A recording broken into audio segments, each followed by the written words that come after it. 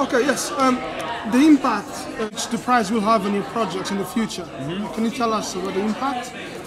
Yeah, so the impact is the impact of the Future Everything Award on the iWriter project is kind of twofold. It's one, throwing international attention on the project is a big deal because we're seeking developers. So if there's any open source developers out there, we're looking to get people involved that are interested in contributing, whether that's in the source code, in the eye tracking, or whether that's in the interface design, or whether that's in the hardware design. So that's one big important thing, is we're trying to build a open source community around this project to develop eye tracking devices that are both easy to use, easy to replicate, and cheap and free. And beyond the attention, though, the money, the prize came along with financial support, which is a huge deal. It's the first time we've had any serious budget related to the project. It's all been a labor of love up to this point. We've been operating out of pocket many times, and depending on donations from people like Parsons and New School University and the Ebling Group have given us some airfare, but until now this is like the first time we've had actual money to throw towards the project, so hopefully that'll mean big things for where it goes in the future.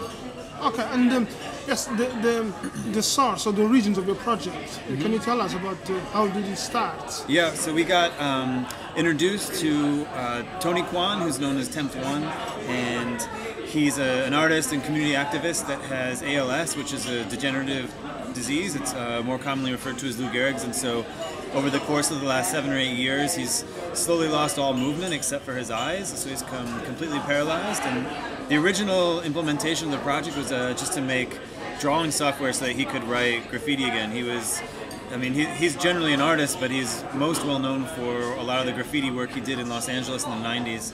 And so this was an open source graffiti drawing application that was taking eye input. And so that was sort of phase one of the project, and the next phase of the project is taking that as a starting point towards making the tool more general and more applicable to people that maybe in a similar medical condition as Tony but don't want to draw graffiti. Maybe they just want to write emails, or maybe they want to browse the web. And so now we're trying to move it into the phase two, which is making this a more general tool for people that have no movement. And what was your first reaction when you were told you got the first prize? I don't remember what the action. Where were we when we found out? I don't even remember anymore. Yeah, it was email. The voting process. Yeah, the voting process happened online, and so it was exciting when we found out that we made the finalist list. And for anyone that hasn't been following how the voting system works, it's public online between the top 3 finalists, which are also great projects, and you can publicly vote. Like, you cast a vote and you see a little notch go up if you're a former Future Everything participant. And so that final 3 weeks leading up to when they were going to call the announcement was kind of an exciting, tense week to watch these little 3 lines just moving up a pixel or 2 at a time, knowing that 5 or 10 pixels in either direction was going to mean the difference of 10,000 pounds or not.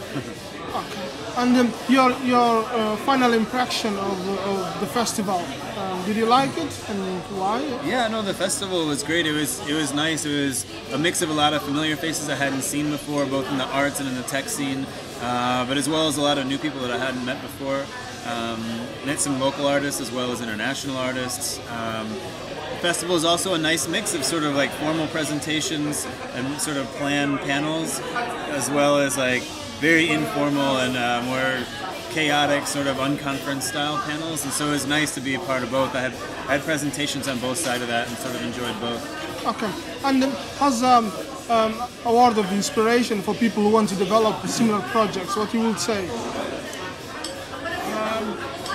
One thing I say a lot is it only takes a weekend to make a good project. This is a bigger project, but most of the development happened over the course of a dedicated week-long project, and I think it doesn't necessarily take 2 or 3 years to build these long, complicated projects, and even projects like this that seem like they're sort of big and overarching, you can get a lot done within a weekend. And so one thing I tell my students a lot is if you can't do it in a weekend, maybe you're not thinking hard enough. Maximum impact for minimum input. That's sort of what I would say to the kids. Okay. Well, yes, many thanks for your time. And, thank you. I hope to see you next year. Awesome. Again in the festival. And I'll see you on the web. Thank you. Thanks. Cool.